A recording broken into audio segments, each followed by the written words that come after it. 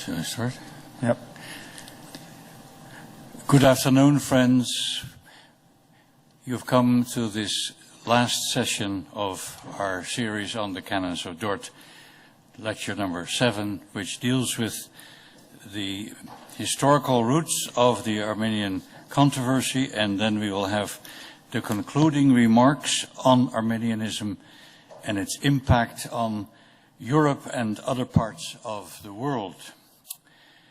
The Armenian controversy that was settled at the Synod of Dort concerned the very heart of the gospel. 자, 오늘 오후에 다시 여러분과 만나서 공부하게 돼서 반갑습니다. 오늘은 7번째 강의 부분하고 8번째 강의 내용인데요. 먼저 이 알메니안주의의 역사, 그 뿌리에 대한 이야기를 먼저 시작하려고 그래요. 그런데 이제 이것이 다루어진 돌트 총회는 먼저 하나님의 단독사역, 오늘 조금 어려운 신학적인 용어가 여기 나오는데 단독사역과 협력사역, 그 용어거든요. 그래서 이것을 가지고 여러분과 같이 함께 살펴볼 것입니다.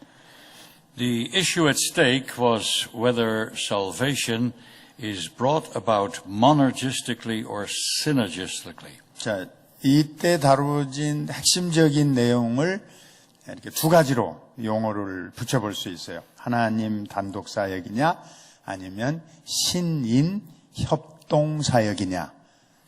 These two terms are derived from the nouns monergism and synergism.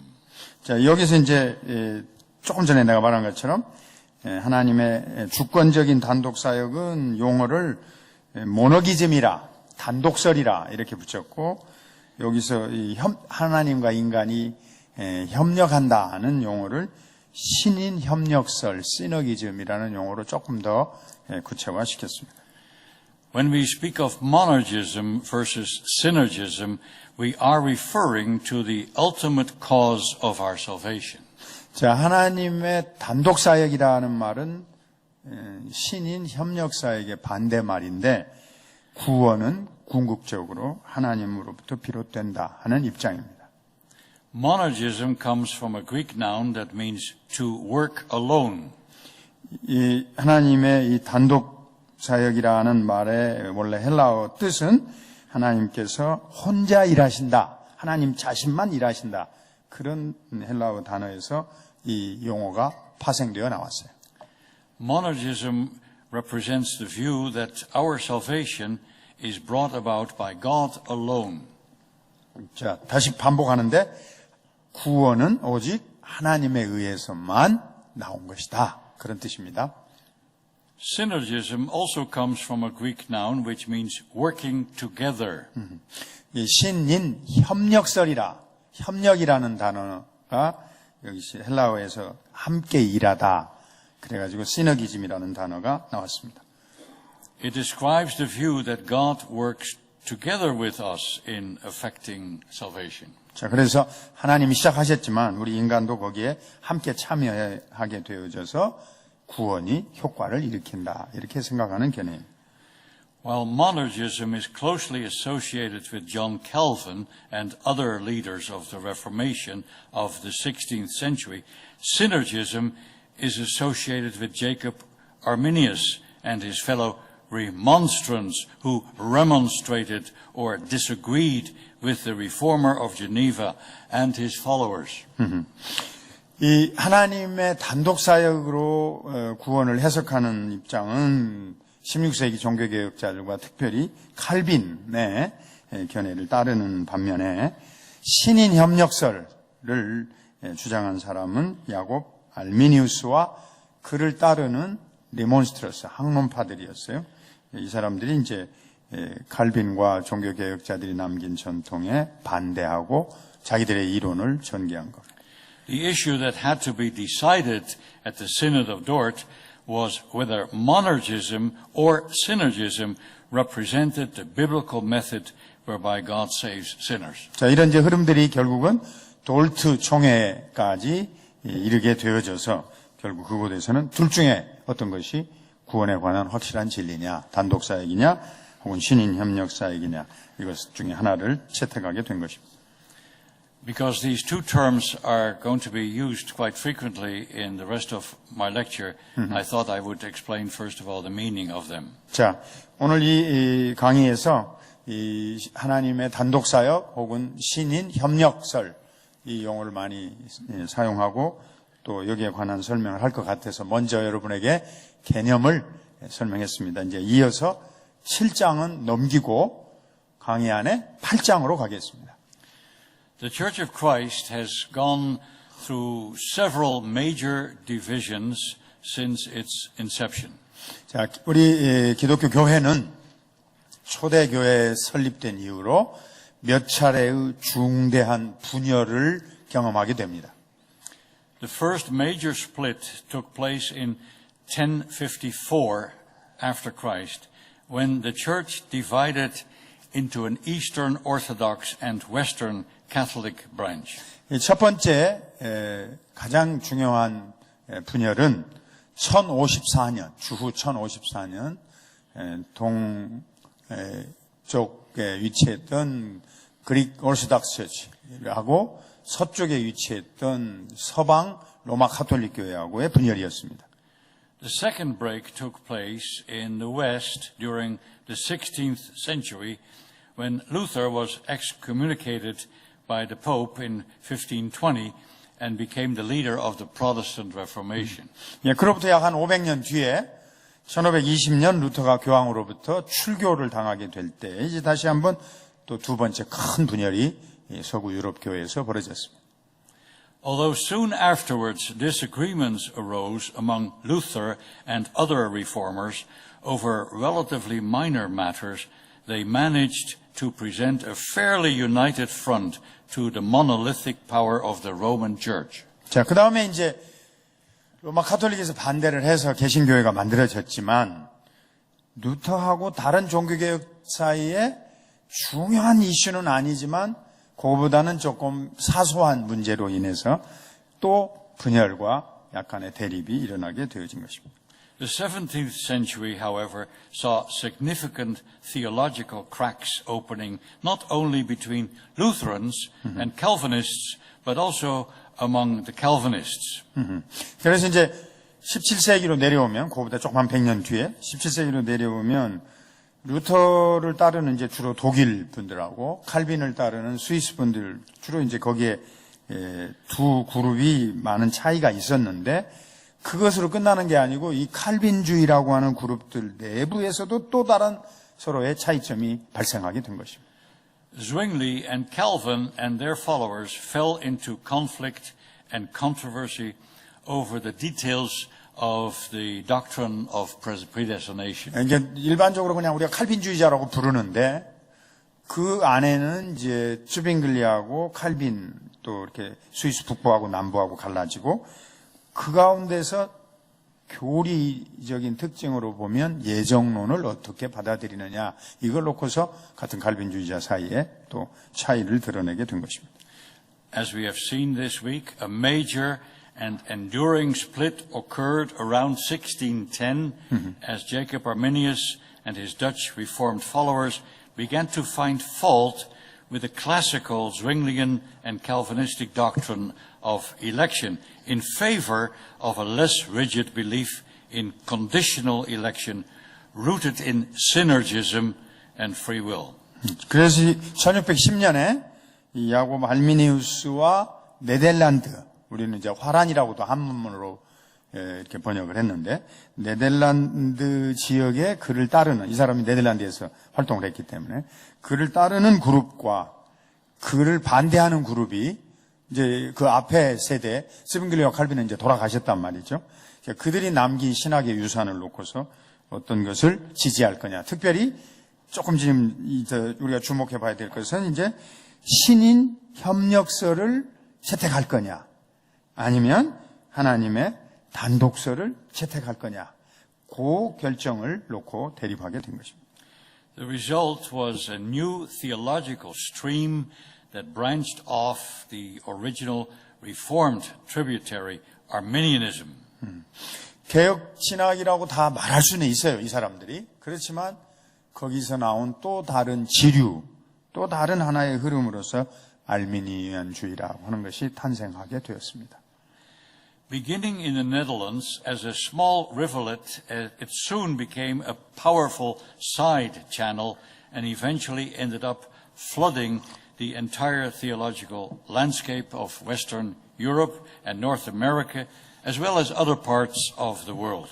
이게 처음 시작할 때는요, 지금 말한 것처럼 이제 화란이라는 곳에서 야곱 알미니우스와 몇 사람이 조금씩 시작을 한 것 같은데, 그러니까 이걸 물로 비유하면 조그마한 실개천에서 시작을 하기 시작해서 그 사람들 몇이 시작하다가 이게 조금 지나니까 사람들이 거기에 더 많이 지지자들이 생기고 호응도가 생기니까 이제 강물이 됐고 조금 지나니까 이게 바다같이 넘쳐가지고 유럽, 세계 전 지역으로 영향력을 확산하게 되죠. How and why this happened, we hope to demonstrate in this lecture. 자, 그래서 지금부터는 이것이 왜, 언제, 어떻게 이렇게 벌어졌느냐 하는 것을 강의에서 설명해 드리려고 합니다. The question we have to ask at this point is Arminianism a heresy or a variant theology? 그래서 이제 이렇게 딱 질문을 한번 던져놓고 생각해 보려고 합니다. 자, 알미니안주의가 이단이냐, 아니면 약간 다른 종류의 신학이냐? 자, 이단이냐, 아니면 그보다는 점수를 좀 주어서 신학은 신학인데 우리하고 입장만 좀 다른 거냐? 자, 이렇게 질문을 던져드립니다. After the Synod of Dort condemned the views of Arminius and his followers, the remonstrants or protesters were excommunicated from the Reformed Church of the Netherlands, and their leaders were sent into exile by the Dutch government. 자, 처음에는 이 알미니아주의를 따르는 사람들을 리몬스트런스, 항론파라고 부르는데 논리적으로 항의한다 그런 뜻이죠. 이 사람들을 확실하게 이단이라고 정했고 아예 목회 자리에서 추방을 해버렸어요. 그냥 아예 어느 교회에서도 설교도 할 수 없고 그래서 대부분 이 사람들은 다 쫓겨났습니다. 이단으로 확실하게 처음엔 정했어요. 1618년에는. For many years after their expulsion, anyone tainted with even the slightest leanings towards Arminianism was suspected of heresy. 그리고 이제 몇 년이 지나면서 그 뒤로도 알미니안주의적인 경향을 보이는 사람이 나타나면 이단이라는 추정과 의심을 곧바로 받게 됐습니다. They were viewed as Pelagians or at best semi-Pelagians who had departed from the truth in very serious ways. 이 사람들을 왜 그렇게 취급했냐면 이제 역사적으로 상당히 한 1000년 전 올라가면 펠라기우스라는 사람이 또 살았는데 그 펠라기우스를 따르는 자들이다. 그때는 이제 어거스틴에 의해서 이단으로 취급을 받는 사람이에요.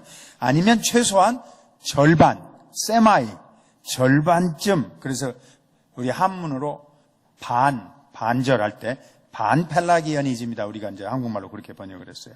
그렇게 취급을 한 것입니다. But was this fair? 이거 정말 정당하게 그들을 취급한 것이냐? Arminius himself expressly denied being a Pelagian or having any sympathies with that radically synergistic view which even Catholics condemned as heresy. 자, 그 당시에 사람들은 이 사람들을 이단이라고 정하면서 이거는 펠라기우스주의다 그렇게 말했는데 야곱 알미니우스 자신은 나는 절대로 펠라기우스 따라가지 않는다. 나는 카톨릭에서 받아들인 절반쯤 펠라기우스를 따르는 경향, 반 펠라기우스도 나는 아니다. 나는 신인 협력설주의자가 아니다. 자기는 또 아니라고 주장했다 그 말이에요. Arminius did not want to be called a semi-Pelagian either, and he insisted that he firmly believed that the initiative in the salvation of sinners is taken by God alone, and that faith in Christ is solely a gift of God's grace. 자, 조금 내가 설명한 걸 다시 한번 더 부연해 설명하면 나는 신인 협력설자가 또 아니다. 구원은 오직 하나님으로부터만 시작되었고 예수님에 대한 순수한 믿음만 가지고 얻는 것인데 그건 하나님의 절대적인 은혜이고 선물이다. 이렇게 그분은 확신했다고 말이죠. 알미니우스는. 그러니까 어떻게 이런 사람을 놓고 그 이단으로 펠라기우스주의자로 정죄했느냐, 이런 이제 새로운 의문이 나올 수도 있는 거라고 말이에요.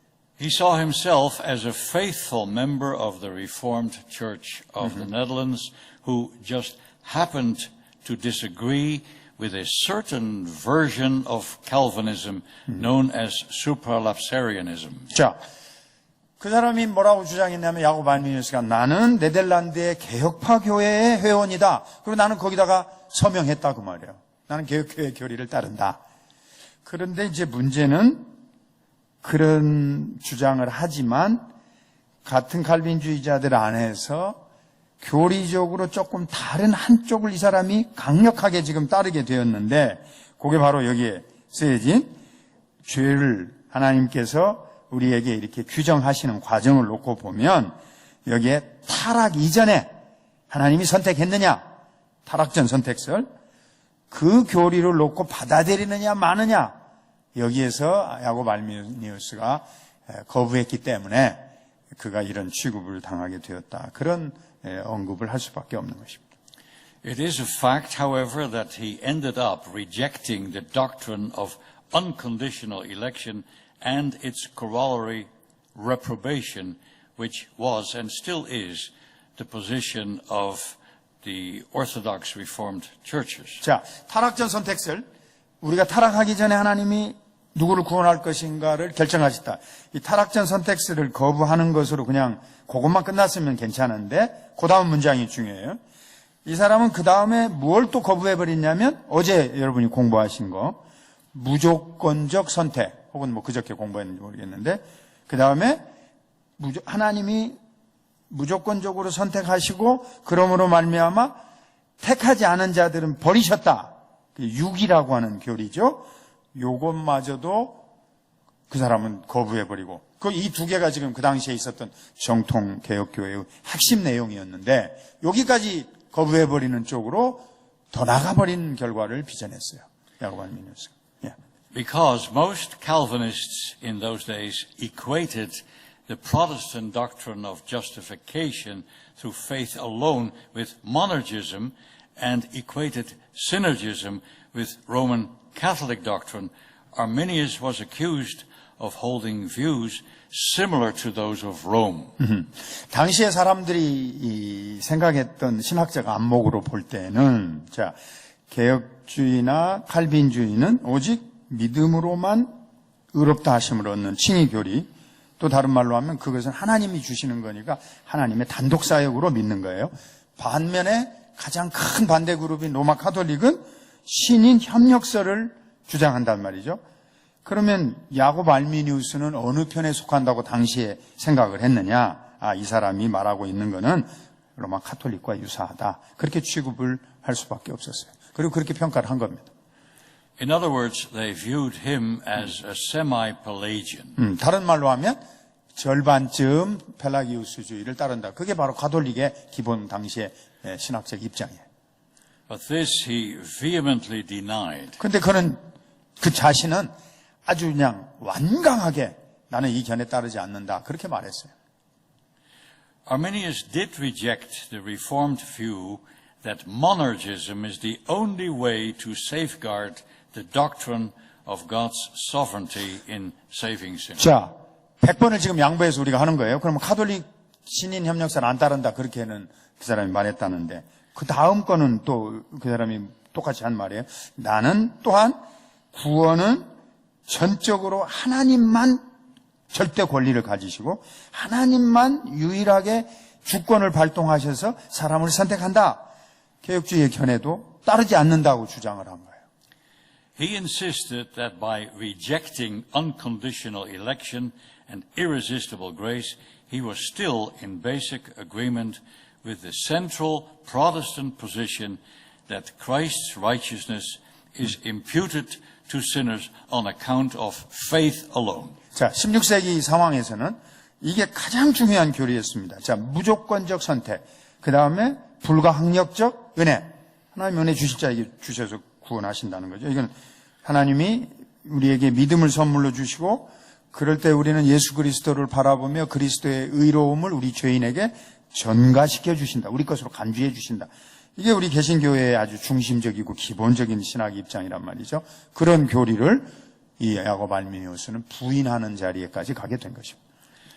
But now the question is, did this view of Arminius and his followers, which the Synod of Dort condemned, rise to the level of heresy? 자, 그러면 돌트 총회에서 야고보 알미니우스에 대한 견해와 그의 추종자들을 놓고 평가를 할 때 과연 그들의 주장이 이단, 아예 기독교와는 완전히 다른 이단의 수준으로 놓고 평가를 해야 되느냐? 이게 이제 질문이죠. This question cannot be answered with a simple yes or no. 예. 그 대답은 단단치가 않아요. 이단이다. yes. 이단이 아니다. no. 이렇게 단칼로 한마디 말하기가 곤란한 복잡한 내용이 여기에 관련을 맺고 있습니다. In order to come to a fair and balanced assessment of Arminian theology, it is necessary to go back and examine the development of Reformed theology since John Calvin. 자, 그래서 여러분이 답을 어떻게 하는 게 좋을런지 이제부터 우리 칼빈 이후의 개혁주의 신학의 발전에 대한 이야기를 좀 들어보면서 잘 평가를 해가지고 여기에 대한 공정한 해답을 여러분들 스스로 한번 만들어보는 그런 노력을 해보시기 바랍니다. Although the early reformers, Luther, Zwingli, and Calvin, rejected scholasticism as a theological method, their successors gradually fell back into a kind of scholastic thinking that placed much emphasis on philosophy and logic as tools to construct highly coherent systems of Protestant doctrine. 예. 되게 재미없고 되게 지금 졸리는 시간이에요. 여기 요 문장도 여러분한테는 아무 의미도 없이 들릴 만한 지금 대목에 이르렀어요.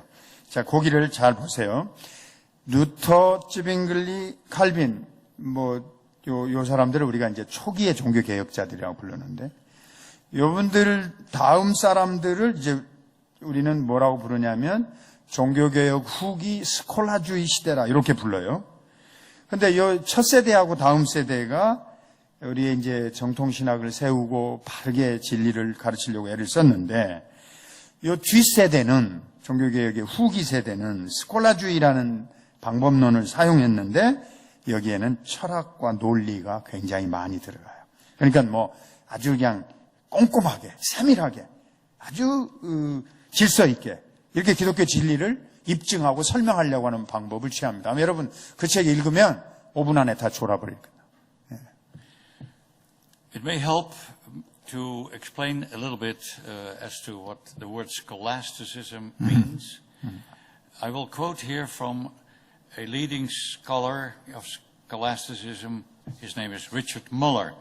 He defines scholasticism as a school theology identified by its careful division of topics and definition of component parts, and by its interest in pressing the logical and metaphysical questions raised by theology toward rational answers. 예, 지금 말씀하신 건 여러분 노트에 없어요. 여기 밑에 조그맣게 적어 오신 것 같고 얘기하신 거예요. 자, 이 후기 스콜라주의에 대해서 세계적으로 가장 깊이 연구한 학자가 지금 미국 미시간의 칼빈 신학대학원의 리차드 멀러라고 하는 교수님이에요.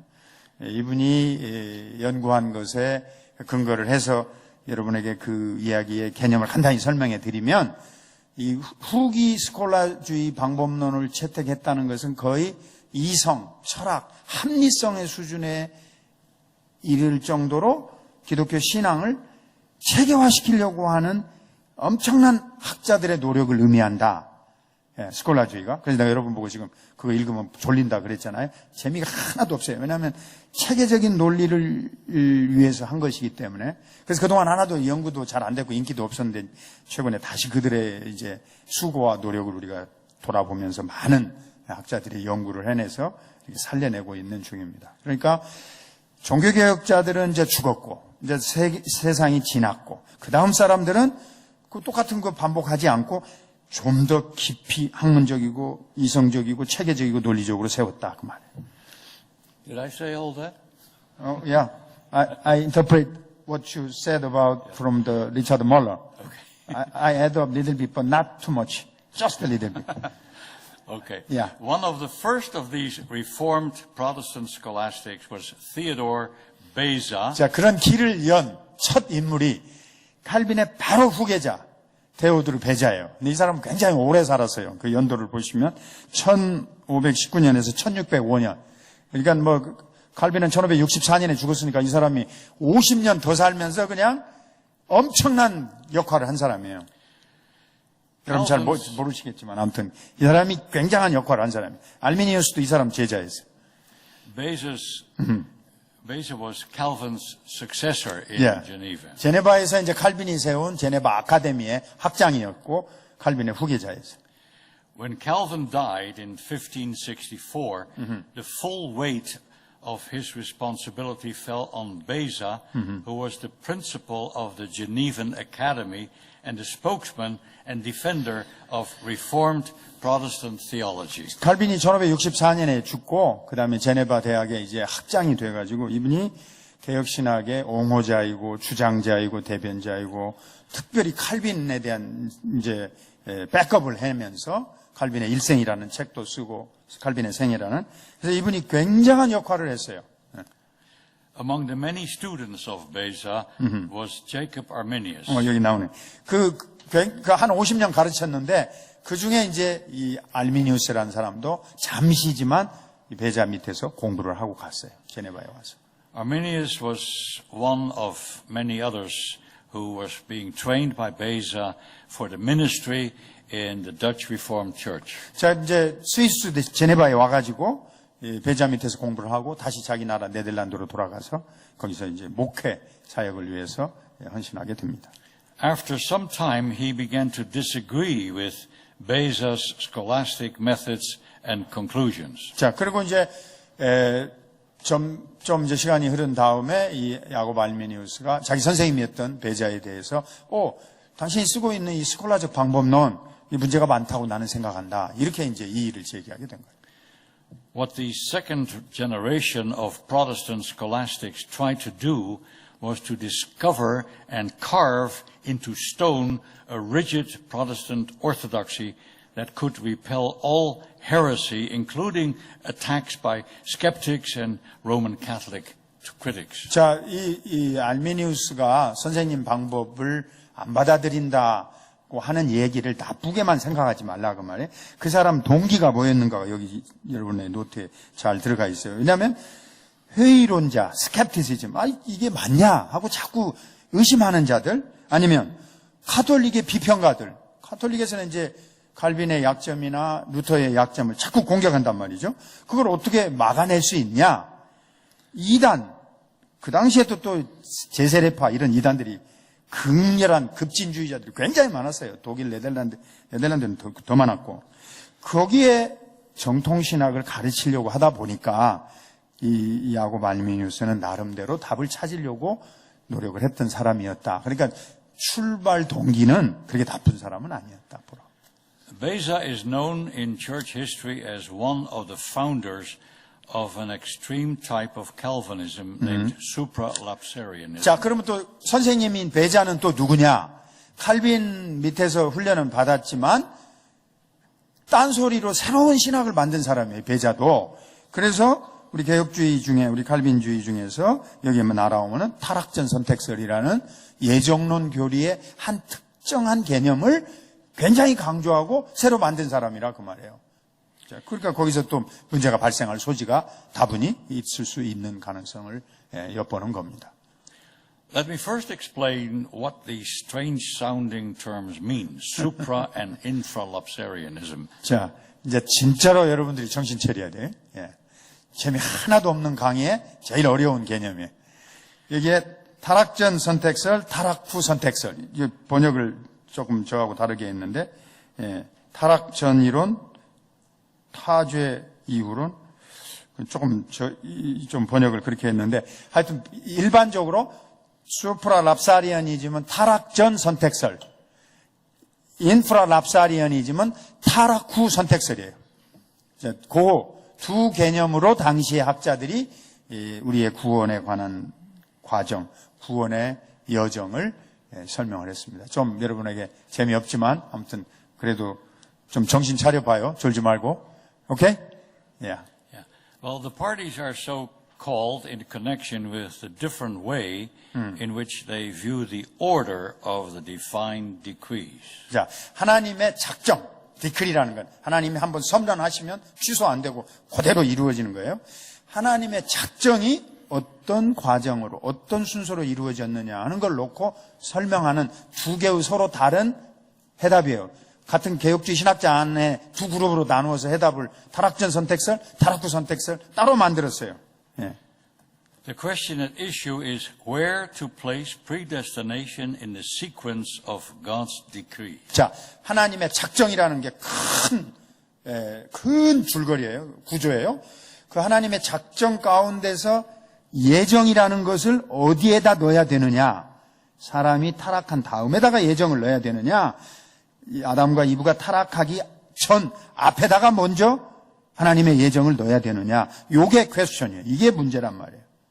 여러분 별로 마음속에 뭐 그런 생각을 안 하고 신앙생활을 해오셨겠지만 어쨌든 테오도르 베자 때에는 이것이 가장 최고로 높은 경지의 신학이었단 말이죠. 자, 우리가 하나님의 작정을 존중하는데 그 중에 예정은 어디에다가 놓아야 되느냐 하는 거예요.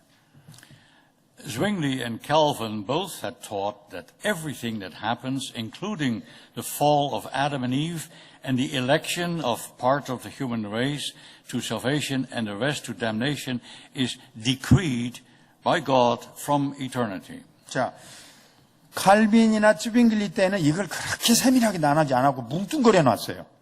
그래서 여러분 갖고 있는 여기 해설지에 보시면 아담과 이브가 타락한 사건, 타락한 인류 중의 일부가 구원을 위해 선택되고 나머지는 영벌에 두신다는 사건, 이런 것들이 하나님의 영원 전 작정에 의해서 이루어진 것이고 선포되었다. 그러니까 요 문장 그대로 보면 칼빈과 쯔빙글리는 아담과 이브가 타락하고 그 다음에 그 중에 일부를 선택하시고 얼핏 그런 느낌이 들 정도예요. 그러나 칼빈과 쯔빙글리 때는 초기 개혁자들은 이걸 그렇게까지 세분화시키지는 않고 그 사건들이 같이 하나님의 경륜 속에서 벌어졌다. 이렇게는 생각했었어요.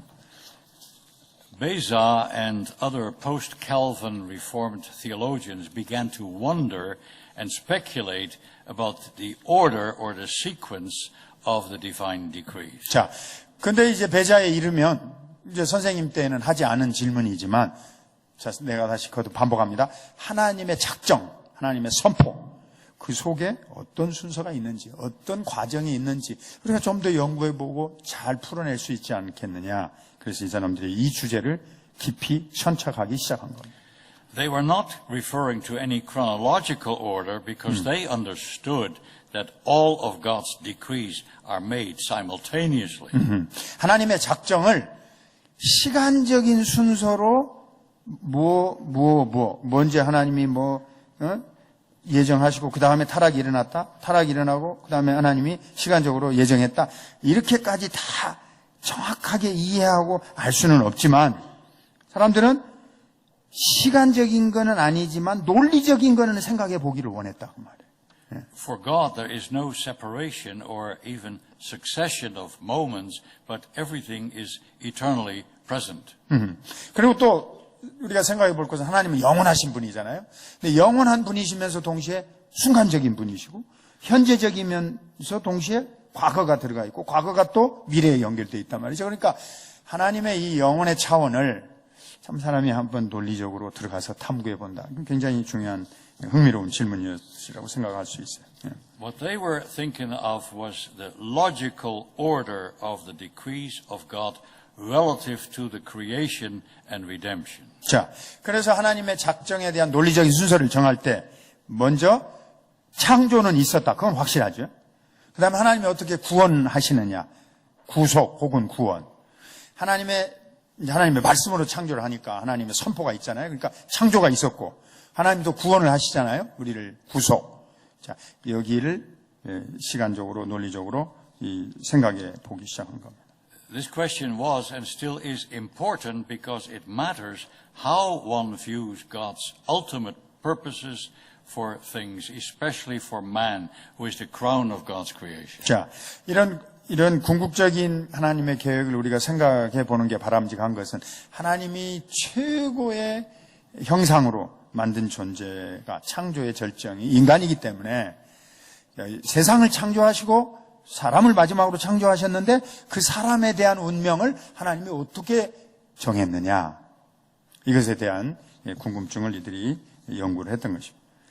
Louis Berkhoff puts it this way in his systematic theology, and I quote, "The question is whether in the plan of God the decrees of election and reprobation precede or follow the decrees to create the world and to permit the fall." 이제 우리 조지신학 교수님 가운데 루이스 볼코프라고 하는 분이 계신데 미국 미시간에 있는 칼빈 대학교에 학장님을 하셨어요. 1920년대, 30년대 활동하신 분인데 이분이 쓰신 조직신학이라는 책이 수십 년간 세계의 모든 사람이 보는 교과서였어요. 뭐 교단과 교파를 초월해서. 근데 이제 이분이 우리 개혁주의 신학자로서 지금 우리가 다루고 있는 주제에 대해서 다음과 같이 설명해 주셨어요. 거기 인용문이 있죠. 하나님의 계획 속에 선택과 유기, 하나님이 택하시고 어떤 사람 버려버린단 말이죠. 선택과 유기에 대한 작정, 디크리, 하나님의 작정하심이 세상을 창조하고 타락을 허용하신 작정에 선행되느냐 아니면 뒤에 따라오냐. 그러니까 창조 타락이 있었는데 그 사이에 넣을 것이냐 아니면 창조보다도 앞에다 넣을 것이냐. 그래서 타락 전 선택설, 타락 후 선택설로 사람들이 나누어졌다. 이렇게 설명을 해놓으셨어요. 잘 요약을 한 거죠. This naturally involves another question, namely whether in the decree of predestination God regarded man as already fallen or as an object still to be created and destined to fall. 자, 타락전 선택설, 타락 후 선택설, 이 하나님의 작정 논리적 순서를 다르게 질문을 해보자 이거예요. 완전히 다르게.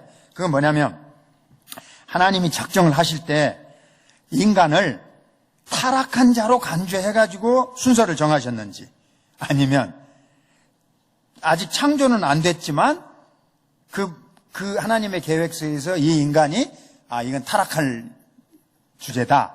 이렇게 미리 하나님께서 생각을 해갖고 순서를 정하셨는지 이렇게 질문해 볼 수도 있는 겁니다.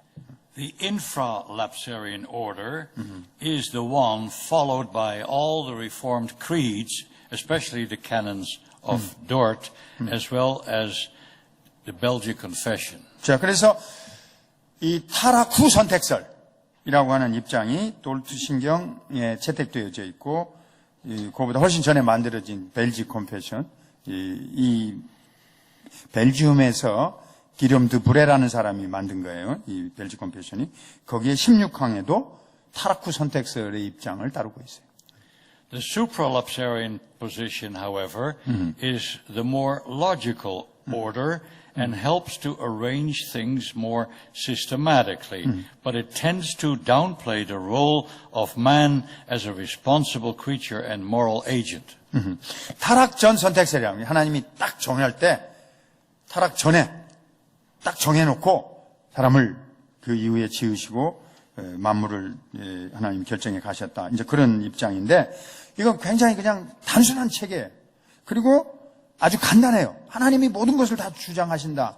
그래서 이제 데오드르 베자가 이 입장을 이제 취한 건데 이런 견해를 취하면 아주 간단하긴 한데 문제는 거기가 뭐냐면 그러면 인간은 자기 스스로의 도덕적 문제를 스스로 결정하는 주체로서 어떤 역할을 했느냐. 전부 다 그냥 하나님께로 귀책 사유가 다 돌아가면 하나님 마음대로 다 그냥 독재자같이 해버렸지 않느냐.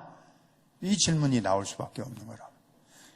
하나님, 여러분들이나 내가 못된 짓을 해놓았는데 그럼에도 불구하고 건지셨다. 그러면 우리 행동을 하나님이 좀 잘 관리를 해주시고 받아주신 좀 더 부드러운 설명이 된다고 말이죠. 납득할 만하게. 그러나 이 타락전 선택들을 선택하게 되면 하나님 중심으로 간다고 말이에요.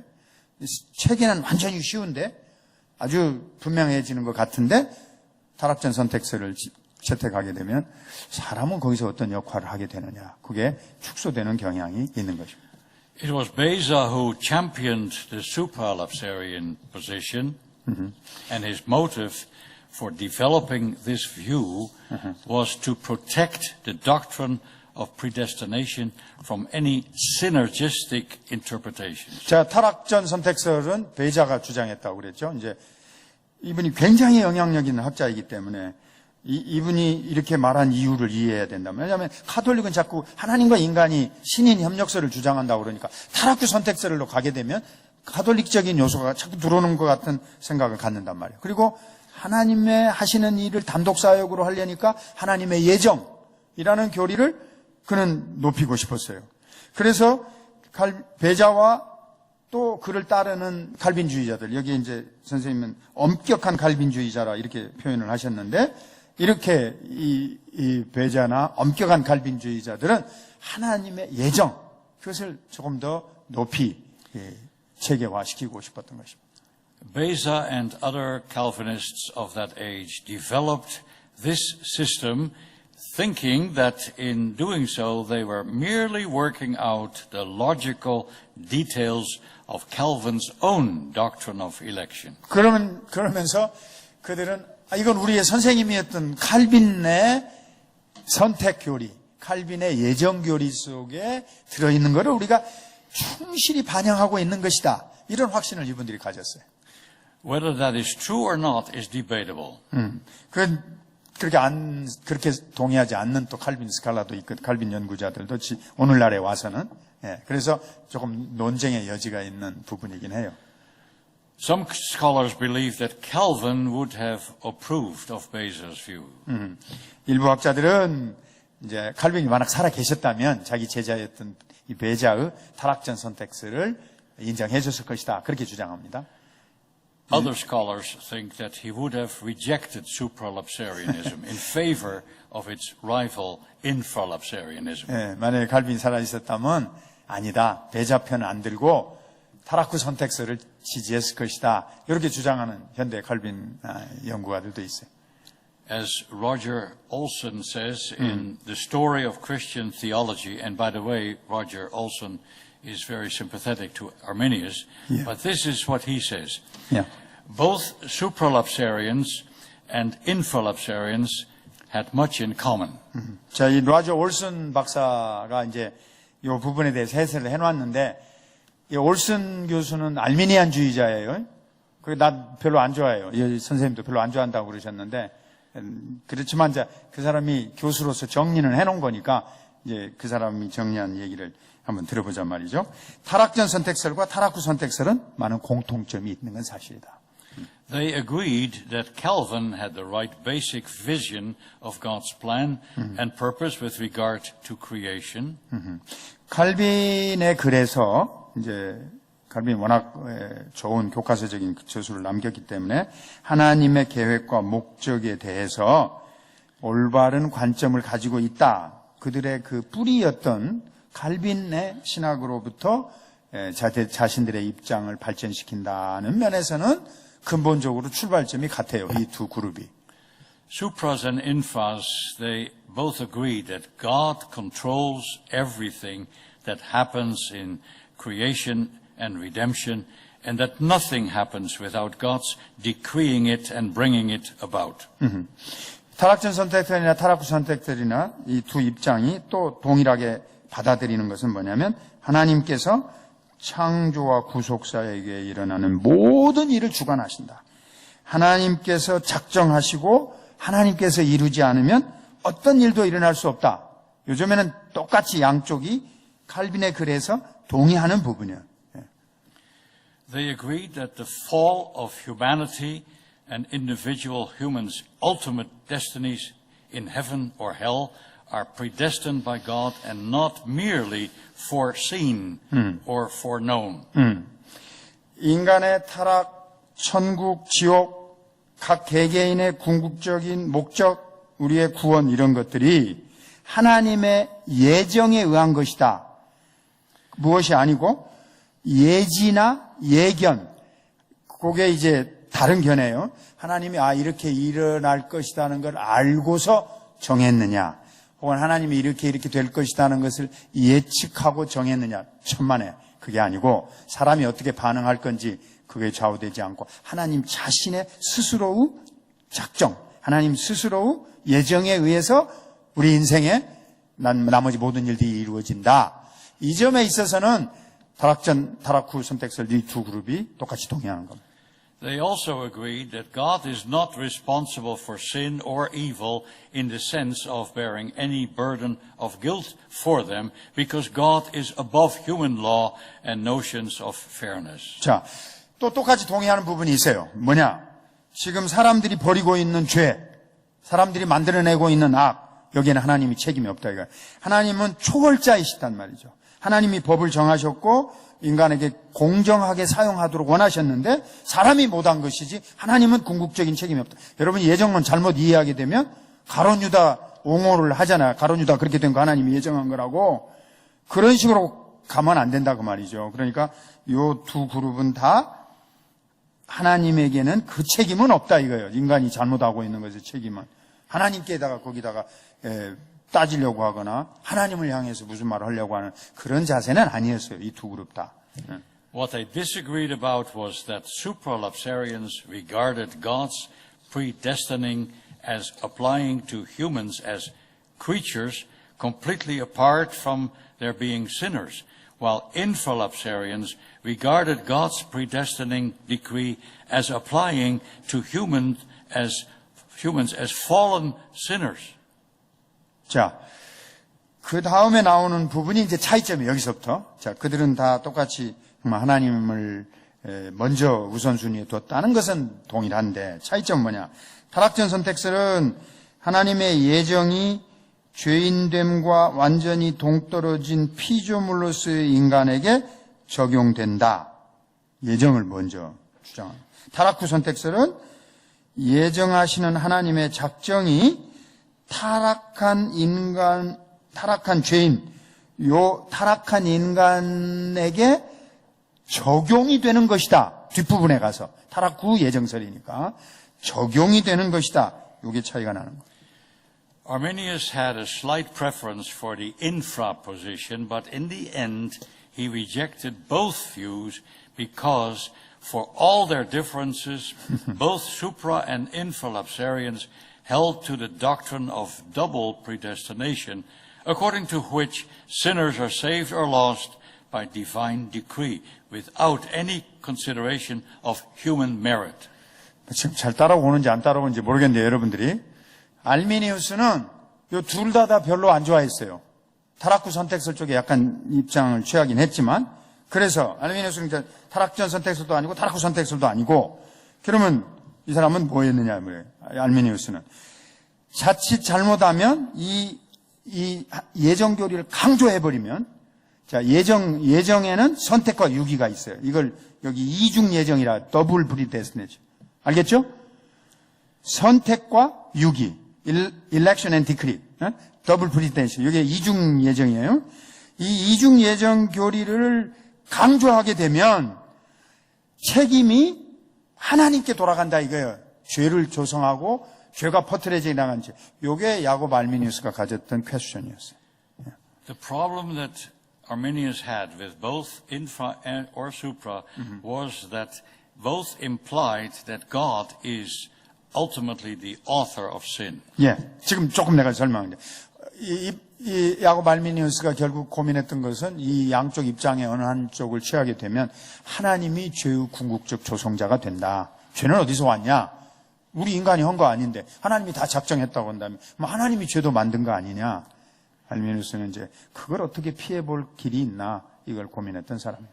To escape this horrible but somewhat logical conclusion, Arminius came up with his own theory as to how we must interpret God's activity in saving sinners. 자, 이 죄인들을 구원하시는 일에 있어서 정말 어떤 논리적인 해석으로 어떤 체계적인 설명을 해야 할 것인가? 알미니우스도 하나님의 작정에 대한 논의를 꺼려 했던 것은 사실은 아니에요. 그런데 그는 이제 타락전 선택설, 타락 후 선택설 이런 방법을 놓고 하나님의 작정 배열하는 것을 반대한 것이죠. Arminius was not against discussing the decrees of God. 그 하나님의 작정 그 자체를 알미니우스가 반대한 건 아닙니다. 예.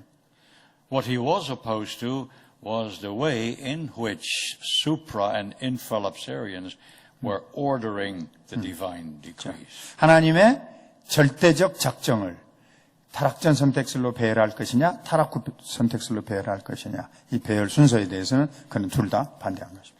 His main critique was that neither of them placed God's decree to send his son as the savior of the world at the head of his list, while Scripture plainly teaches that the gospel is first and foremost about Jesus Christ. 자, 성경을 읽어보면 복음을 우리에게 주셨다 이렇게 말한단 말이죠. 그럼 복음은 뭐예요? 예수 그리스도를 우리 안에 보내주신 하나님의 사랑의 메시지란 말이죠. 근데 이 지금 타락전 선택설, 타락 후 선택설에는 예수님에 대한 이야기가 안 나오잖아요. 복음 언급이 안 돼 있잖아요. 그러니까 자기는 이 두 논리 중에 하나를 선택한다거나 어떤 것에 옳다고 말할 수가 없다 이렇게 주장합니다. Arminius came to believe in prevenient grace, that is, grace offered to everyone in some degree, and that it is necessary for fallen sinners, dead in sins and in bondage of the will, to believe and be saved by this prevenient grace. Now, what is that? It means this. Prevenient grace means literally grace that comes before.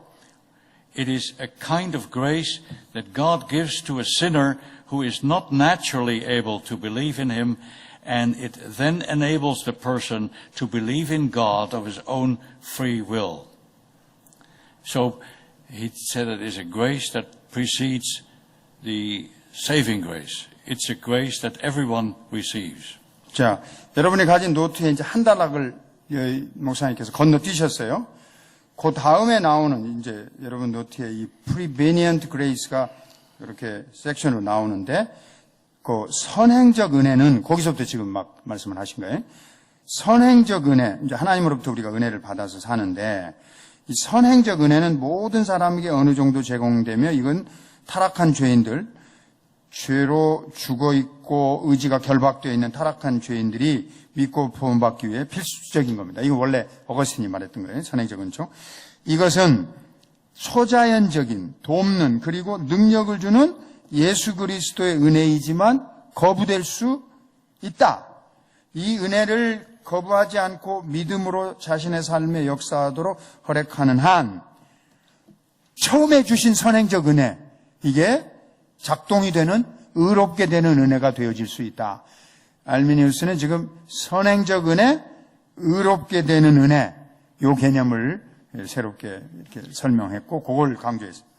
Prevenient grace, according to Arminius, is a supernatural, assisting and enabling grace, which, however, is resistible. 하나님이 주신 선행적 은혜는 여러분과 내가 그 은혜를 받아가지고 하나님께 구원받는 삶을 살아가도록 될 수는 있는데 문제가 뭐냐면 내가 거부할 수도 있다. 그런 차원도 그 속에 들어있다. 이거 선행적 은혜라는 건 다 사람들에게 주지만 그 속에는 거부할 수 있는 생각과 어떤 자기의 자연적인 결정권도 함께 넣어주어 있다. 이렇게 해설하고 있습니다. So long as one does not resist this prevenient grace, but allows it to work in his or her life by faith, prevenient grace becomes justifying grace. 조금 내가 지금 전에 할 만한 얘기를 다시 한번 해보면 이 선행적인 은혜를 가지고서 사람이 믿음의 삶으로 열심히 잘 살아가면 이것이 나를 의롭게 하는 구원받는 은혜가 되어질 수도 있다. 이렇게 말하는 거죠. Here is where Arminius shows his synergistic approach to salvation. 이게 바로 신인 협력설이라고 하는 알미니우스가 주장하는 내용이에요. The human will, liberated by this prevenient grace, must cooperate by merely accepting salvation and allowing God to bestow the gift of faith.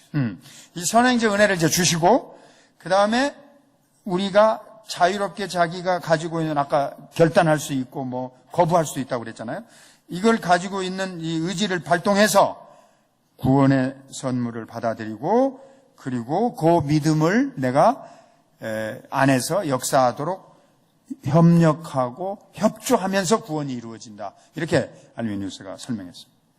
This concept of prevenient grace allows Arminius to use a synergistic approach involving both divine and human wills without falling into Pelagian or semi-Pelagianism because his synergism places the initiative and ability in salvation on God's side and acknowledges man's complete inability to contribute anything to his salvation apart from the supernatural but assisting grace of Christ that is given to all sinners. 자, 이 선행적 은총 얘기를 하는 것은 이유가 이제 여기가 있어요. 자칫 잘못하면 자기가 지금 말하는 것이 펠라기우스주의나 반펠라기우스의 신인 협력설로 다른 사람들에게 공격을 금방 받게 될 거니까 이분은 그런 것을 조심한 거예요. 야고보 알미니우스가. 그래서 선행적 은총의 개념이라는 것을 이제 앞에다가 먼저 강조를 하면서 하나님이 모든 사람에게 그런 선행적 은총을 주지만 뭐라고 또 주장을 하냐면 예수님에 의해서 오는 초자연적인 은혜가 없다면 이것은 아무것도 할 수가 없는 것이다. 인간은 무능력한 존재이기 때문이다. 그래서 하나님의 돕는 은혜가 더 핵심이다. 그러니까 매우 유사한 구조를 가지고 있는데 용어는 전혀 다른 걸 쓰고 있는 겁니다. 펠라기우스주의 아주 유사한 혹은 세마이 펠라기우스 아주 유사한 구조를 다루고 있는데 용어는 그걸 쓰지 않고 뭐 자유의지나 인간의 결정이라는 말 쓰지 않고 선행적 은총 그 다음에 거기에 돕는 은혜 용어를 달리 썼어요. 이걸 가지고 자기를 변호시키는 그런 논리를 편 겁니다. But what is important here is that we recognize that the key word here is assisting grace.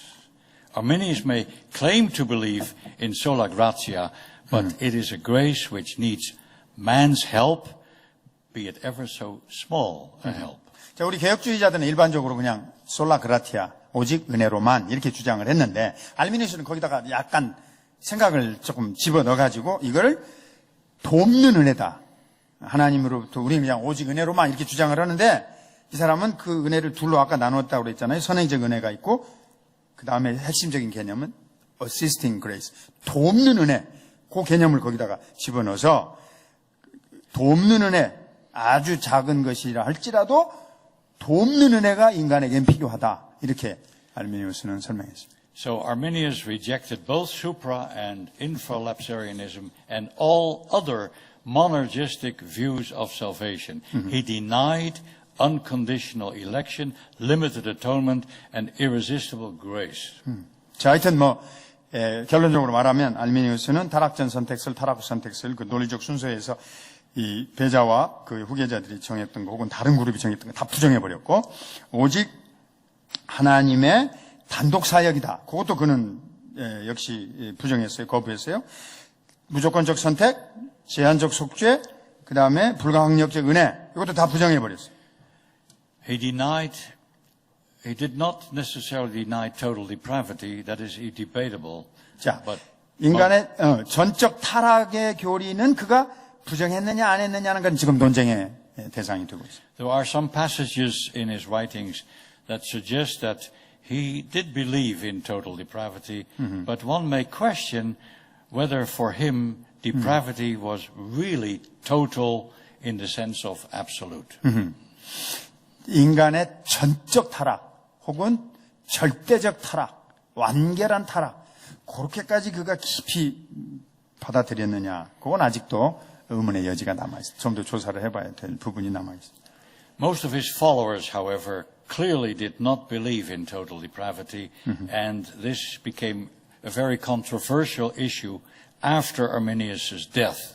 알미니우스는 이제 그랬는지 안 했는지 모르겠는데 그가 죽고 난 다음에 그를 따랐던 학론파들은 확실하게 인간의 전적 타락을 믿지 않았어요.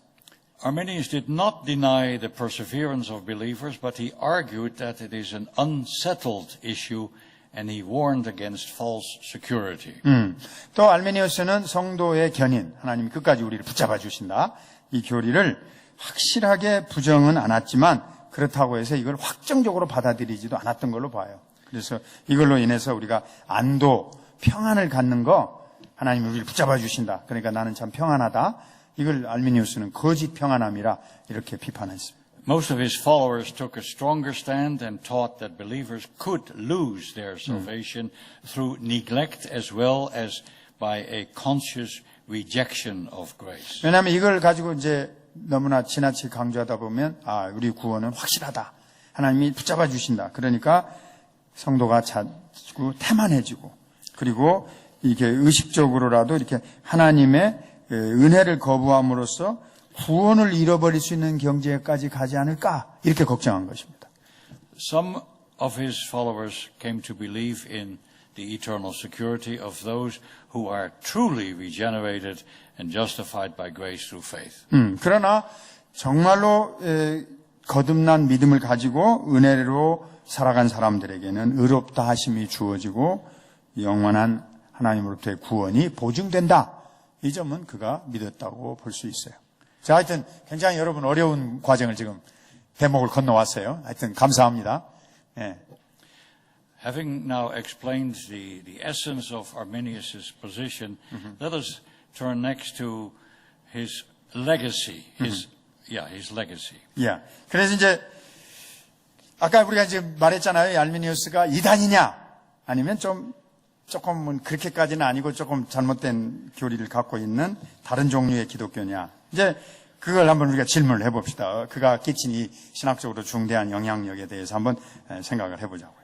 When it comes to the question as to whether Arminius has made a significant impact on theology, the answer can only be yes. Absolutely. 자, 우리가 그의 신학적 영향력이 심대했느냐 이렇게 묻는다면 두말할 필요 없이 yes, 그렇다. 그는 너무나 광범위한 신학적인 영향을 미쳤다. 이렇게 말하게 될 수밖에 없습니다. But when the question is asked whether his influence has been on theology in general or limited to Protestantism or to the Reformed branch within it, that is a matter of debate among scholars. 그가 얼마만큼 신학에 영향을 미쳤느냐 하는 것은 지금 계속해서 논쟁과 토론이 될 주제입니다.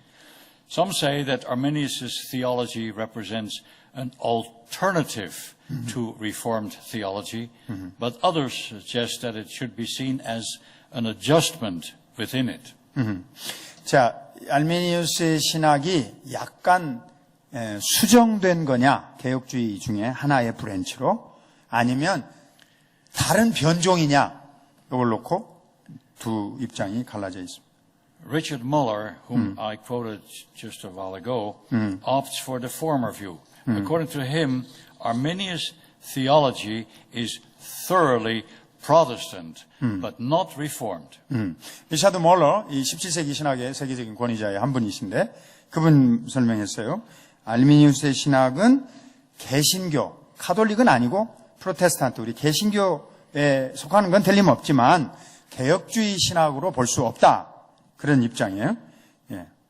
According to Muller, the Dutch theologian Arminius set out to reform Reformed theology and ended up creating a different Protestant paradigm altogether. 그래서 네덜란드 신학자들은 개혁주의 신학을 개혁하고 완전히 새로운 패러다임, 새로운 유형의 개혁주의 신학을 창출했다.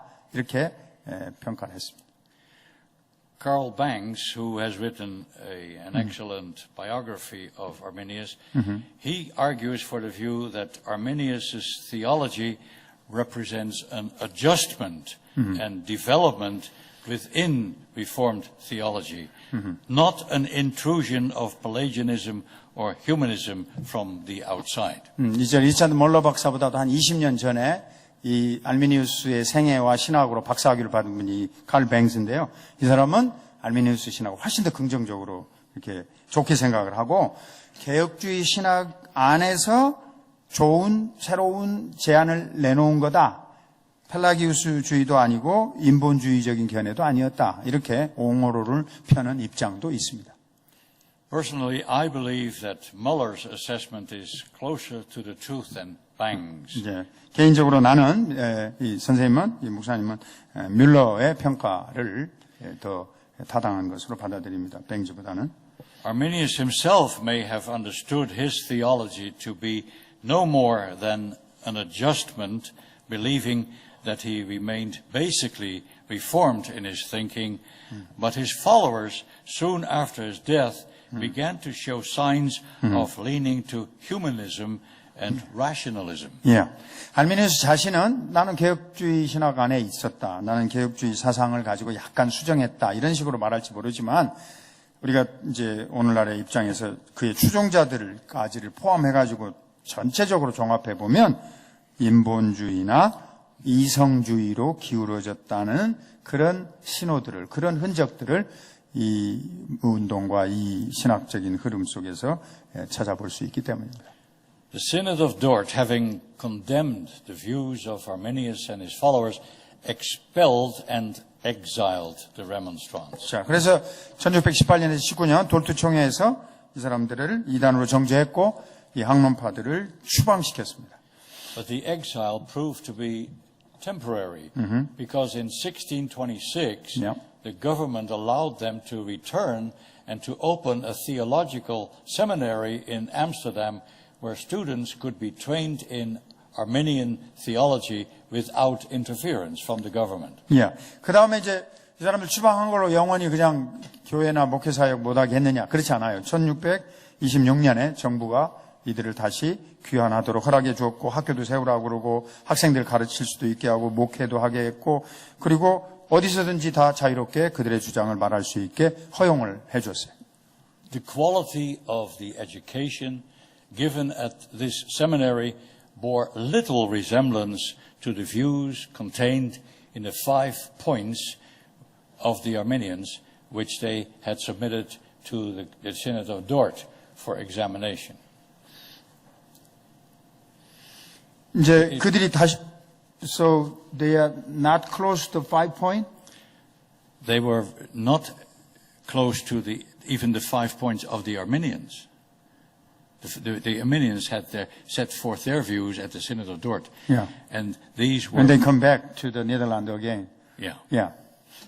그래서 이제 다시 돌아와서 이 사람들이 이 가르친 걸 보면 돌트 총회에서 검증하기 위해서 제시되었던 5가지 포인트, 그것도 이제 이 사람들은 따르지 않는 훨씬 더 번나가 버린 그런 입장으로 이제 자기들의 주장을 펴나가게 된 것입니다. Philip Schaff, a famous church historian, he says that the Arminianism as taught in Amsterdam at that new seminary represents an elastic, progressive, changing liberalism. 이제 필립 샤프라는 유명한 교회 역사학자가 있어요. 19세기에. 이분이 이제 그 당시 알미니안주의에 대해서 평가한 걸 보면 유연하고 혁신적이고 계속 변화하는 진보주의다, 리버럴리즘이다, 자유주의다 이렇게 평가를 했어요. It was a theology that was rapidly drifting into humanistic moralism with Arian, Socinian, and deistic overtones. 예, 이건 이제 뭐 알미니우스 정도가 아니라 그냥 그 후에들은 완전히 다른 결로 갔다 이 말이에요. 그래서 아리안주의, 삼위일체 거부한 아리우스 따르는 소시니언이즘, 예수님의 양성 교리를 거부했던 16세기의 이단이지. 그다음에 이신론, 하나님은 그냥 팔짱 끼고 가만히 있고 세상을 그냥 규칙으로만 돌리셨다. 이런 식의 인본주의적 도덕주의. 이건 뭐 기독교라고 보기보다는 그냥 도덕운동이죠. 이런 쪽으로 알미니안주의는 이제 완전히 이제 변질되어 가기 시작했다. 이것이 암스테르담에서 가르친 알미니안 후예들의 신학적 입장이 되고 말았다. 이렇게 평가를 하셨어요. Next, we will look at the impact made by Arminianism in England. 자, 네덜란드에서 시작했지만 이 사람들은 바로 물 건너가 영국이거든요. 굉장히 가깝게 지내는 나라예요. 영국과 네덜란드는요. 그래서 이제 알미니안주의는 영국에 엄청난 영향을 미치게 돼요. In England, where Calvinism had been part of accepted orthodoxy for a generation from the 1570s, 예. 이 종교개혁이 이제 영국에서는 1536년 헨리 8세 장가 문제로 이제 시작돼서 한 1570년까지 한 세대 동안 칼빈주의가 굉장히 퍼졌어요. 예, 영국에서는. A certain Peter Barrow, or Baron, who was a French refugee who had become professor of divinity at Cambridge, he caused quite a stir in 1579 by teaching that God predestined all men to eternal life on condition of their faith and obedience. 예, 그 당시에 가르쳤던 한 분 가운데 피터 바로라고 하는 분이 있었는데 이분이 케임브리지 대학의 교수였어요. 그런데 1579년에 그분이 가르친 것을 보면 엄청나게 칼빈의 가르침이에요. 하나님께서는 인간의 믿음과 순종을 조건으로 모든 인간이 영생에 이르도록 예정하셨다. 이런 걸 그 당시에 가르쳤다고 영국에서. This was basically what Arminius had been teaching in Holland. 기본적으로 이거는 알미니우스가 가르치고 있던 네덜란드에서 가르친 거고 기본적으로는 똑같은 거죠. 16 years later, in 1595, William Barrett, one of Barrow's students, used the same synergistic approach to salvation in his sermons. 근데 이제 16년이 지난 다음에 1595년에 가면 거기서도 이 바로우 제자 중에 하나가 나와서 딴소리를 하는데 이거는 시너기즘, 신인 협력설에 근거해서 설교를 하는 모습을 보게 된단 말이죠. 윌리엄 바렛이라고 하는 사람이. 그러니까 영국에서도 처음에는 개혁주의가 있다가 알미니즘으로 들어가지고 다 변질돼 버린 겁니다. This led to a great turmoil in England, and it resulted in the publication of the 9 so-called Lambeth Articles, which were similar to the Canons of Dort. 현재 영국에서도 이제 이런 것이 논쟁이 돼갖고 자기들의 그 신앙적인 내용을 딱 모아서 1604년에 램버트 신앙 조항들 이걸 39개 조항으로 이제 나중에 더 확산이 됩니다. 그걸 만들어냈어요. And these solidly Calvinistic articles, they were recognized as the official position of the Reformed churches there, and attempts were made to add these articles of Lambeth to the 39 articles, which were the official creed of the Church of England, but this request was turned down. 이제 영국에서 초기에 만든 신앙에 이게 일관된 헌장이 39개 조항이라는 게 있어요. 39 articles. 39개 조항이 만들어졌었는데, 알미니안주의자들이 자꾸 들어와가지고, 아까 말한 램버트 9개 조항을 이제 저들끼리 만들어서, 이러면 영국에 우리 같이 있으니까 이것도 같이 여기다 넣어서 함께 해보자. 그래가지고 1604년에 햄튼 코트에서, 그 왕의 궁전이에요, 이게. 햄튼 코트에서 이거를 제안을 했는데, 영국은 일단은 거절이 되었어요. But during the 17th century, many English theologians moved away from traditional Calvinism, both in its supra and infra form, along the lines that Barrow and Barrett had marked out. 그래서 17세기의 영국 종교개혁의 이 현상들을 보면 점점 더 이제 칼빈주의적 전통, 처음에는 그 사람들이 있었는데 여기서 벗어나가지고 아까 그 바렛이라는 사람이 신인 협력적인 얘기를 했다고 그랬죠? 그 경향을 따라서 이탈하게 됐습니다. Many church leaders such as Archbishop Laud and other prelates strongly disliked Presbyterians and their Calvinism, and increasingly they favored Arminianism and they promoted it wherever possible. 예, 영국에서는 이 대주교 윌리엄 로드라는 사람이 핵심적인 인물이에요. 이 사람이 알미니안주의를 완전히 국가 전체적으로 다 퍼뜨리고 그 전에 있던 칼빈주의나 우리 개혁주의를 사람들이 점점 더 좋지 않게 보는 경향을 확산시켰습니다. Absolute personal predestination by this time was seen as a distinctly Puritan oddity, and when after 1660 the Restoration set the pendulum swinging against all that Puritanism had stood for, Anglican theologians, with few exceptions, were decidedly Arminian in their religious outlook and worldview. 그래서 이제 갈등이 일어나게 된 거예요. 청교도, 이 퓨리턴들은 이 전통적인 우리 개혁주의 신앙을 그대로 지지하려고 하고, 아까 그 윌리엄 로드의 영향으로 말미암아 영국 앵글리칸 처치, 영국 성공회 사람들은 점점 더 개인적이고 그런 이상주의적이고 도덕주의적이고 자연신학에 홍보하는 그런 입장을 퍼뜨리면서 그 안에서 영국 교회 안에서 순수한 우리 개혁교회의 신앙이 점점점 희미해지고 말았습니다. Although Arminianism replaced Calvinism as the dominant religion in England, we should realize that it did not present itself as a unified whole. It was not a monolithic entity. 이제 이런 갈등이 이런 신학적인 충돌이 이런 변화가 이제 영국 안에 다 일어났는데 그렇다고 해서 영국이 뭐 어떤 하나의 체계를 세웠느냐? 그러면 그렇지는 않아요. 하나의 통일된 체계를 갖지는 못했습니다. 영국도. The theologian J.I. Packer, who now lives in Vancouver and has taught there for years, he speaks of basically two Arminianisms. 이 사람 이제 영국 성공의 대표적인 칼빈주의 신학자가 제임스 아이 패커인데 아직도 살아 계세요. 목사님하고 같이 밴쿠버에서 강의한 적도 있으시대요. 그분은 영국 성공회 안에 있는 칼빈주의자인데 자기 이제 조상들의 신학을 굉장히 자기가 잘 공부했을 거 아니에요? 이분은 알미니안주의가 두 가지가 있다고 설명을 했어요. He distinguishes between the type of Arminianism that emerged in the Netherlands following the Synod of Dort, when the Remonstrants, although condemned, were, quote, forgiven and allowed to organize themselves as the Remonstrant Brotherhood, which later evolved into the Remonstrant Reformed Church. 이 하나의 그 알미니안주의는 네덜란드 돌트 총회 이후에 나왔는데 이단으로 정죄되었었지만 다시 용서를 받고 항론파 형제교단을 만들어서 그런 그룹으로 하나가 있다. 이렇게 설명했어요. The Arminianism espoused by this church was characterized by an increasingly humanistic, moralistic, and rationalistic religious outlook. 자, 이 사람들은 인본주의적이고 도덕주의적이고 이성주의적인 견해를 가지고 있는 사람들이에요. It was this type of Arminianism that spread to England and became the dominant religion within the established church. 이게 영국으로 들어가서 영국 전체, 앵글리칸 국교회, 나라 전체를 이끄는 그런 지배적인 신학 경향이 됐다고 말이에요.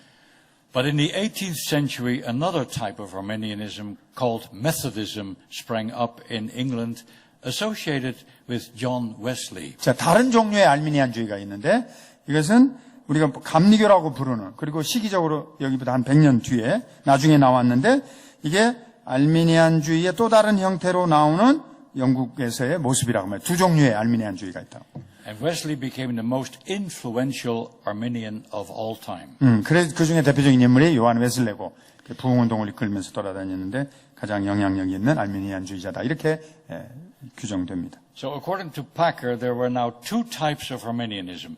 First of all, Arminianism of the head and Arminianism of the heart. The former leaning in the direction of deism and natural religion, and the latter associating itself with pietism and revivalism. 자, 그래서 패커 박사에 의하면 두 종류의 알미니안주의가 있는데 하나는 머리를 쓰는 이성주의적 알미니안주의가 있고 또 하나는 이 웨슬레의 부흥운동은 이제 가슴에서 나왔으니까 가슴의 알미니안주의다. 그래서 두 종류로 나눈다고 말이죠. 근데 이성적인 알미니안주의, 머리를 쓰는 알미니안주의로 보면 그건 영국 성공회가 그렇게 기울었는데요. 이신론, 디이즘하고 내추럴 디얼로지, 자연신학 이것을 강조했어요. 반면에 이 웨슬레 운동, 감리교회 운동의 알미니안주의는 경건주의 혹은 부흥운동 이거에 연계되어져 있습니다.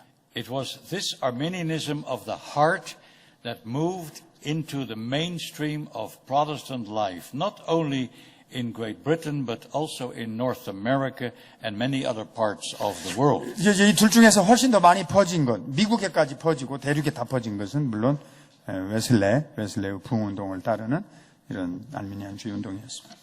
Earlier in this lecture, we raised the question whether or not Arminianism is a heresy, and we left the question unanswered for the moment. 자, 오후에 이 강의를 시작하면서 여러분에게 알미니안주의는 이단이냐, 아니면 또 다른 종류의 기독교로 봐야 하느냐, 좀 부족하지만 혹은 변질된 기독교로 봐야 되느냐, 자, 그 답을 우리가 한번 이제 마지막으로 시도해 봅시다. Having examined some of the main differences between the Reformed and Arminian teachings, with a special focus on the fundamental chasm between monergism and synergism, we can only conclude that the difference is great. 자, 근본적인 차이점은 결국 우리가 극복할 수 없을 것 같아요. 알미니안주의와 이 정통신학 사이에. 왜냐하면 하나님의 단독 사역을 믿는 사람들은 정통개혁신학이고 인간과의 신인 협력설을 믿는 사람들이 알미니안주의니까 결국 우리가 그 차이를 극복할 수 없습니다. But does that mean that Arminianism must be condemned totally? 자, 그러면 이 사람들을 절대적으로 정죄를 해버려야 되느냐? 이건 아예 기독교도 아니고 가짜다. 이러고 그냥 확실하게 던져버려야 되느냐? I don't believe this is warranted. 그렇게까지는 하지 않아야 된다고 봅니다. I do not hesitate, however, to label Arminianism of the head a heresy. 그렇지만은 이 알미니안주의가 이단이라고 이렇게 딱지를 붙이는 거, 그건 나는 주저없이 그렇게 생각합니다. I consider that a heresy not simply because of its emphasis on the mind rather than the heart, because Calvinists are often guilty of this too, but because of its reliance on human reason rather than divine 자, revelation. 이 두 종류가 있다고 그랬는데 그 두 종류 중에 뭐 어떤 걸 썼다. 그래서 내가 이 알미니안주의가 이단이다 이렇게 말하는 건 아니고요. 칼빈주의도 그런 책망을 들을 수 있죠. 머리를 쓰느냐, 가슴을 쓰느냐. 하지만 중요한 초점은 하나님의 계시를 우선으로 삼느냐, 아니면 인간의 마음 혹은 인간의 이성을 더 의존하느냐. 이 차이가 크기 때문입니다. When it concerns Arminianism of the heart, however, the issue is not quite so simple. 특히 이제 웨슬레를 따르는 알미니안주의, 정서적인 알미니안주의라 이렇게 번역을 하셨는데, 그 사람들을 파악하고 그 문제점을 잘 들여다보는 거, 그리고 거기서 어떤 답을 추출하는 거, 그거 그렇게 쉬운 일이 아니라고 말이에요. 간단히 이단으로 정죄하기에는 그 속에 다른 요소들도 있다고 말이죠. There is no valid reason to deny men like John Wesley and his brother Charles the status of Christian. 예를 들면 요한 웨슬레나 그의 형제 찰스 웨슬레가 기독교인이 아니다. 우리가 그 사람들의 신분과 지위를 박탈할 그럴 정당한 이유를 가지고 있지는 아직 않기 때문에. The same can be said of Arminius, the father of the movement, named after him. 알미니안 자신에 대해서도 아주 이렇게 말하는 것이 공정할 겁니다. 그 사람이 기독교인이도 아니다. 우리는 이렇게까지는 말할 수가 없단 말이죠. Doctrinally, Arminius and also Wesley were outside of the Reformed confessional parameters, especially in the area of the divine decrees. 그러니까 하나님의 작정 교리를 어떻게 취급했느냐 하는 것을 본다면 우리 개혁주의의 전통적인 척도에서 굉장히 많이 벗어난 건 사실이에요. But does that mean that they were completely wrong in their understanding of salvation in connection with the doctrine of justification? 그렇지만 이 사람들이 우리 구원에 대해서 믿음으로 말미암아 하나님의 의롭다 하심을 받는다. 이런 교리를 그 사람들이 안 믿었느냐? 그러면 그렇지 않다고 말해요. 그러니까 다 이 사람들도 믿었으니까 기독교인이라고 인정을 해줘야 한다 그 말이에요. 다시 말하면 여러분과 제가 감리교회 가서 이건 기독교도 아니다. 다른 교파에 가서 이거는 불신자들이나 다를 바 없다. 이런 식의 정죄하는 태도는 바람직하지 않은 겁니다. Both Arminius and Wesley testified that they were saved by grace alone, through faith alone. 자, 그래서 웨슬레나 알미니안이나 두 그룹 다 혹은 두 사람 다 오직 믿음으로만 구원받았고 오직 은혜로만 구원받았다. 그렇게 스스로를 증거하고 있기 때문입니다. Shortly before his death, Arminius said, I believe that sinners are accounted righteous solely by the obedience of Christ, and that the righteousness of Christ is the only meritorious cause on account of which God pardons the sins of believers and reckons them as righteous as if they had perfectly fulfilled the law. My opinion is not so widely different from Calvin as to prevent me from employing the signature of my own hand in subscribing to those things which he, Calvin, has delivered on his subject in this third book of his Institutes. This I am prepared to do at any time and to give them my full approval. 예, 여기 좀 이제 알메니우스가 죽기 전에 쓴 글인데요. 편지를 이렇게 썼는데 여기 번역에 조금 미스가 있네. 자, 내가 수정해 드릴게요. 나는 죄인들이 오직 그리스도의 순종에 의해서만 의롭다 하심을 여긴다고 믿습니다. 그리고 오직 그리스도의 의로움만이 유일한 공로적 원인이며 오직 그분의 의 때문에 하나님께서 신자들의 죄를 용서하시고 마치 그들의 율법을 완벽히 성취한 것처럼 의롭다고 여겨 주십니다. 내가 칼빈과 과히 다르지 않습니다. 나는 그의 책, 세 번째, 무슨 책이냐면 이 영어 원문에 들어있어요. 기독교 강요 제3권. 이게 구원론 파트예요. 믿음으로 구원받는다. 나는 100% 칼빈의 기독교 강요 3권 구원론에 대해서 나는 동의하고 내 손으로 서명하는데 주저하지 않습니다. 그래서 나는 언제든지 그 교리에 완전히 찬성합니다. 이렇게 편지를 썼습니다. Wesley's statements regarding justification are even stronger, and they reflect his profound experiential understanding of God's grace. Being an Arminian, holding the view that sinners are saved by responding to prevenient grace, which God rewards by giving them justifying grace, Wesley came to experience justification in the biblical way, that is to say, in the way that Calvin and Luther before him had taught. 자, 웨슬레의 경우도 칭의에 관해서는 굉장히 강력하게 하나님의 은혜에 의해서만 이루어진다. 그리고 그의 깊은 어떤 자기의 경험적인 체험적인 요소도 거기에 반영되어 있다고 말이죠.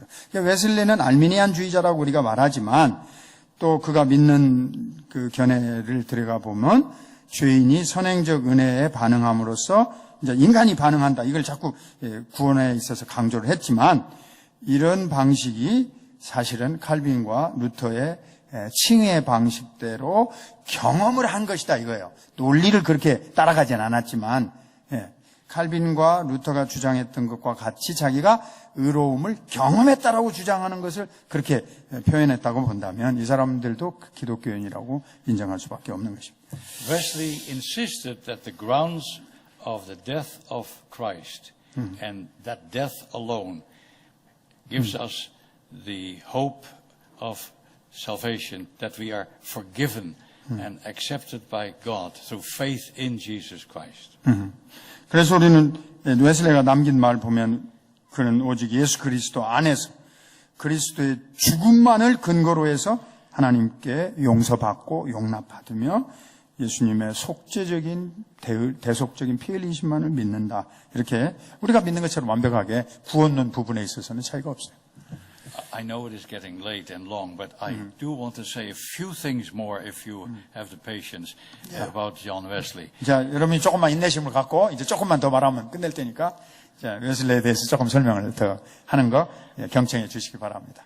Wesley was born in the parsonage of an Anglican minister in Epworth, England in 1703. 자, 웨슬레는 1703년 영국 앱워스에 있는 성공회 목사님의 자녀로 태어났습니다. His parents, Samuel and Susanna Wesley, had been reared in a hyper-Calvinistic environment in which predestination was the central doctrine governing religious life. 그 부모님은 아주 극렬한 칼빈주의 사상을 가지고 계셨어요. 그래서 예정론 교리를 신앙의 중심 교리로 삼고 신앙생활했던 분들이었어요. Especially his mother, Susanna, came to resent this doctrine and passed on her resentment to John and his brother Charles, who became lifelong opponents of this key doctrine of the Reformed faith. 근데 이제 그 어머니 수잔나가 이 예정 교리를 아주 불평을 많이 하고 싫어했어요. 이게 이제 아이들, 자녀들에게 영향을 미쳐가지고 요한 웨슬레하고 찰스 웨슬레가 평생 동안 나는 예정론 믿지 않는다 이렇게까지 하게 될 정도가 된 것입니다. John Wesley attended Oxford University, where he studied for the ministry in the Church of England, and he met there George Whitefield, who later became a very famous Calvinistic evangelist. 예, 옥스퍼드 대학에 이제 진학을 해서 공부하는 중에 거기서 아주 세계적인 칼빈주의 설교자, 여러분 별로 관심을 안 가지고 정말 웨슬레보다 훨씬 설교를 잘했어요. 조지 휘필드라는 사람을 만났습니다. After his ordination, Wesley went to North America, to the colony of Georgia as missionary to English settlers there. 그래가지고 이제 안수를 받은 다음에 웨슬레가 영국에서 이민 간 사람들을 위해서 이제 미국 대륙으로 건너가서 이 조지아에 가게 됐습니다. On the sea voyage across the Atlantic, a fierce storm nearly sunk the ship, and Wesley was deeply troubled by his fear of death, while a band of Moravian missionaries displayed complete calmness and serenity. 예, 여러분들이 이거 아주 유명한 부분이죠. 웨슬레의 회심. 그래서 이제 배를 타고 가는데 배가 풍랑에 이랬는데 다 죽어갈 그런 아주 심각한 상황이었는데 거기에 일단의 무리들이, 성도들이 아주 침착하고 편하게 기도하는 모습이었어요. 그게 바로 모라비안 무브먼트라는 운동을 일으키고 있는 선교자들이었다는, 전도자들인 걸 알게 됐어요. Wesley's brief pastorate in Georgia was a disaster, and he returned to England deeply discouraged and humbled. 자기는 별로 성과를 거두지 못하고 큰 전도나 부흥 효과를 거두지 못하고 그냥 실망감, 아주 자멸감, 자존심이 무너지는 그런 가운데 이제 돌아왔어요. Sensing his need for spiritual awakening that would give him the kind of assurance that the Moravians possessed, the young Anglican minister attended a prayer meeting convened by some Moravian brothers in a hall somewhere in London, and one of them read from Luther's preface to his commentary on Romans, and this reading so impressed Wesley that he experienced the religious awakening he had been longing for. 자, 배가 이렇게 빠지려고 할 때 어떻게 그렇게 구원에 대한 확신을 가지고 평안하고 잠잠했을까? 자기도 이제 그런 구원에 대한 확신을 원했는데 그 모라비안 교도들이 모이는 곳에 기도하러 자기도 참석하게 되었습니다. 근데 그들 중에 한 사람이 루터의 로마서 주석 서문, 그것을 읽었는데 굉장한 강렬한 감동을 받게 됐어요.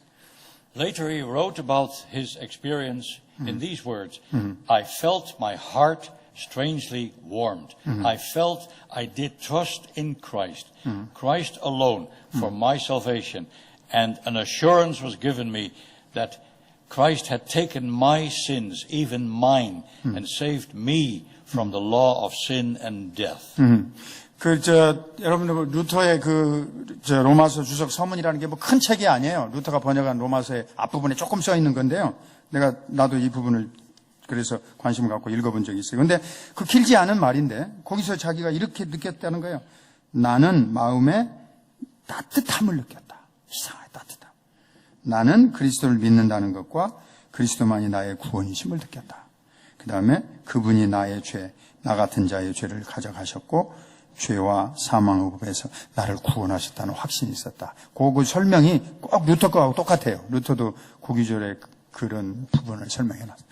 As Packer puts it, Wesley's association with the Moravians, which led to his experience of salvation in 1738, knocked all the moralism and self-effort out of his Arminianism and brought in its place a clear emphasis on instantaneous justification through faith as part of an instantaneous new birth without which there was no true religion. 자, 그래서 제 패커 박사가 설명한 것처럼 이 웨슬레가 보여주고 있는 알미니안주의는 긍정적인 평가를 할 부분이 많이 들어있다 그 말이에요. 왜냐하면 도덕주의로 가지 않고 스스로 막 노력을 하면서 뭘 하겠다는 그런 쪽으로 기울은 게 아니고 오히려 아까 자기가 가졌던 체험, 믿음을 통하여 하나님이 자각시키고 거기로부터 자기가 참된 신앙을 고백하고 거기로부터 하나님의 의로움이 주어진다. 이렇게 웨슬러가 그런 운동을 일으켰기 때문에 같은 알민주의자라고 해도 이 부분을 우리가 인정할 부분은 많이 있다라고 하는 것입니다. Yet for all his personal experience of justifying faith as taught by the reformers, Wesley never abandoned his Arminianism, which for him was the prism through which he viewed biblical doctrine and life. 근데 참 안타까운 건 웨슬레가 이 의롭게 하시는 믿음 이런 것은 우리하고 이제 개혁주의 신앙하고 있었다고 하더라도 평생 알미니안주의적인 관점을 버리지는 않았어요. 예. 아까 내가 말했죠. 예정은 안 믿었다고 그렇게 그런 예정론 교리 같은 건 안 믿어버렸다. We find this hard to understand and to reconcile. But even though we still have to ask, is Arminian a heresy? It's difficult to answer. 예. 자, 어쨌든 알미니안주의자들 두 종류의 알미니안주의자들이 있는데 우리 개혁주의하고 잘 조화를 이루어서 일치된 신앙을 함께 만들어 가기는 어려워요. 어려운데 그러면 이제 아까 처음 했던 질문, 자, 이 알미니우스의 영향으로 말미암아 내려온 이 알미니안주의자들을 이단이라고 할 것이냐?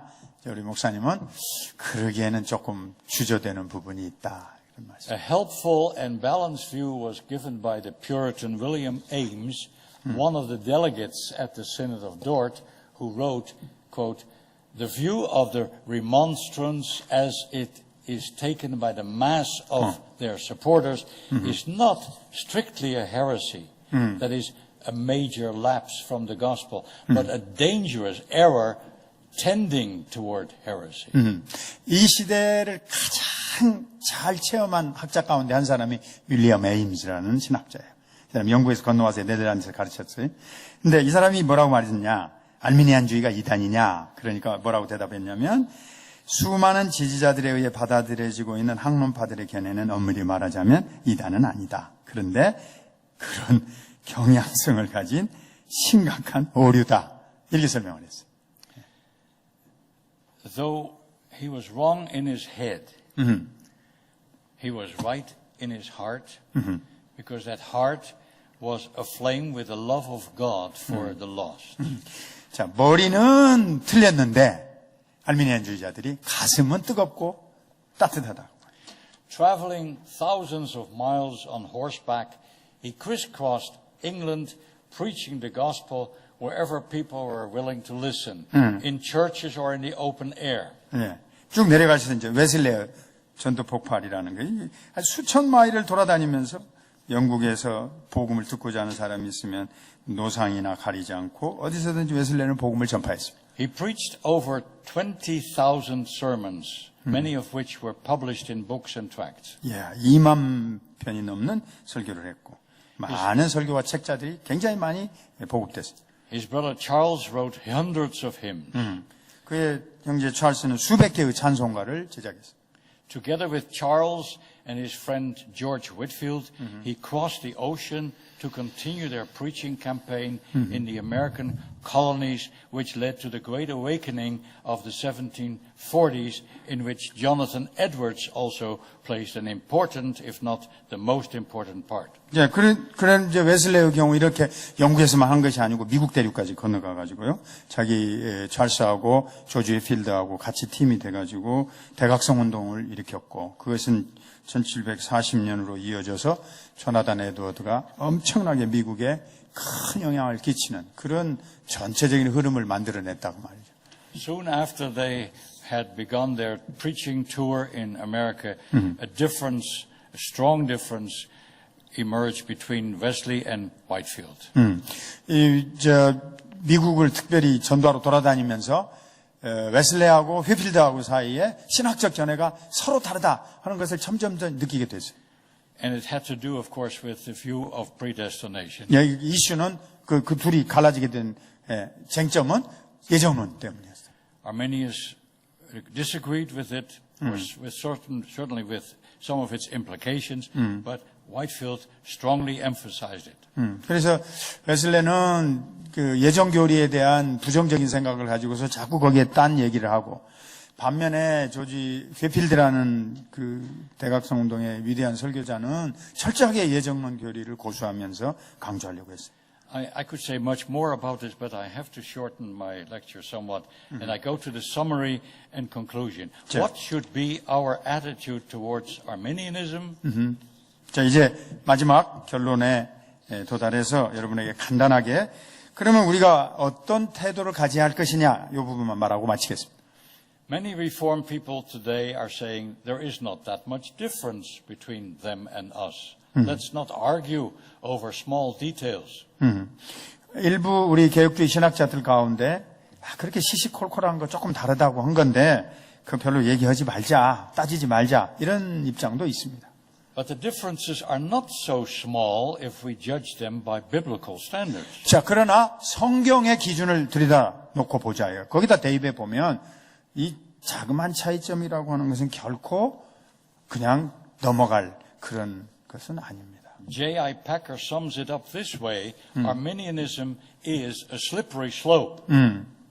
자, J.I. 패커, 유명한 우리 영국 성공의 칼빈주의 신학자가 알미니안주의는 밑으로 이렇게 쏠려 내려가는 이거는 비탈 것 같다 이거야.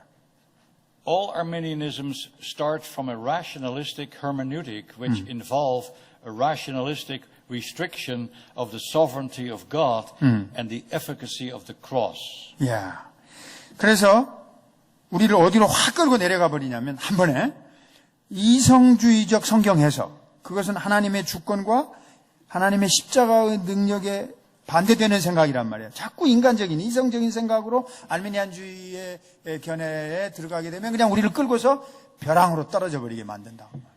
All Arminianisms involve a measure of synergism. Therefore, the Bible forbids us to take a single step along the Arminian road. 그래서 어느 사람도 예외 없이 신인 협력설에 따라가 버리게 되고 알미니안주의에 한 발짝이라도 조금이라도 들여놓는 건 별로 좋지 않다. 이렇게 성경이 오히려 너희는 좋지 않은 것은 흉내도 내지 말고 모양도 내지 말라, 말도 하지 말라 그랬으니까 아예 성경은 금지 명령을 하는 것이라 이렇게 여러분들에게 충고를 드리고 싶은 겁니다. Although we as Reformed people must take our distance from Arminianism, we have to acknowledge that professing Calvinists bear some blame for the pilgrimage of others along the Arminian road, both in the 17th century and since that time. 우리가 이제 알미니안주의자들의 길을 따르는 순례자들이 있다고 하는 것에 대해서 아주 냉정하게 말하자면 우리들의 책임이 있다면 개혁주의적, 칼빈주의적인 신앙을 고백하고 있는 사람들에게도 문제가 없느냐? 너희들에게도 문제가 있다. 그런 비판도 우리도 또 받아들여야 될 부분도 있는 것입니다. 따라가지 말자. 그건 우리가 하나의 입장이고 우리는 반성 안 해야 되느냐? 우리도 돌아봐야 한다. If we who are Calvinists come across to our neighbors as being hard, cold, and academic, lacking love for God and for man, lacking passion for evangelism, lacking both the tender conscience and the burning heart, we must not wonder if our arguments fail to carry conviction. 예. 알미니주의자들을 비판하면서 말이죠. 우리 칼빈주의자들은 또 어떠냐? 예정교리만 믿고 뭐 작정만 믿고 그러니까 엄격하고 차갑고 정내미가 떨어지고 또 뭐 아는 채 학문적인 채 자기 막 뭐 예정도 한다 뭐 이런 소리 하고 사랑도 없고 전도도 안 하고 그러니까 열정도 없고 뜨거운 심장도 없고 부드러운 양심도 없고 그래서 자기만 막 옳다고 주장하는 그런 좀 정냄이 떨어지는 모습으로 칼빈주의자들이 각인이 된 부분도 돌아봐야 되는 거예요. Finally, I have to say that Arminianism is old, but Calvinism is older. 알미니주의자들은 상당히 옛날에 있었던 것인데 칼빈주의는 그보다도 훨씬 더 구식입니다. 훨씬 더 오래된 거예요. Calvinism goes back not only to Augustine in the 4th century or Paul in the 1st century, but to Adam and Eve, who at the dawn of history were the first ones to hear the gospel of free and sovereign grace. 예, 칼빈주의를 얼마나 오래된 옛 것으로 말할 수 있느냐? 어거스틴에게서 배워왔다? 아닙니다. 바울에게 배워왔다. 1세기 아니에요. 구약을 거쳐서 그냥 초기 아담과 이브가 가졌던 신앙이 칼빈주의다. 예.